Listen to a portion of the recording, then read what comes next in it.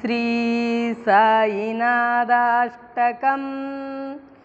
पत्रिग्रामसमुद्भूतं द्वारकामायिवासिनं भक्ताभीष्टप्रदं देवं साईनाथं नमाम्यहं। महोन्नतकुले जातं क्षीराम्बुधिसमे शुभे द्विजराजं तमोघ्नं तं साईनाथं नमाम्यहं। जगदुद्धारणार्थं यो नररूपधरो विभु योगिनं च महात्मानं साईनाथं नमामि तं।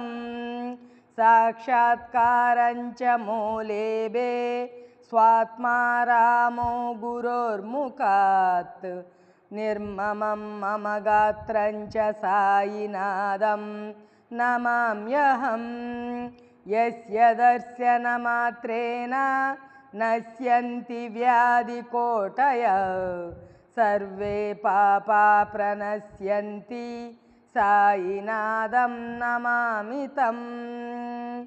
सरसिंहादिशिष्याणां ददौ योऽनुग्रहं गुरुर्भवबन्धानि हत्तारं साईनाथं नमाम्यहं। धनधान्यान् दरिद्राण्य समदृष्टेन पश्यति करुणासागरं देवं साईनाथं नमामि तं।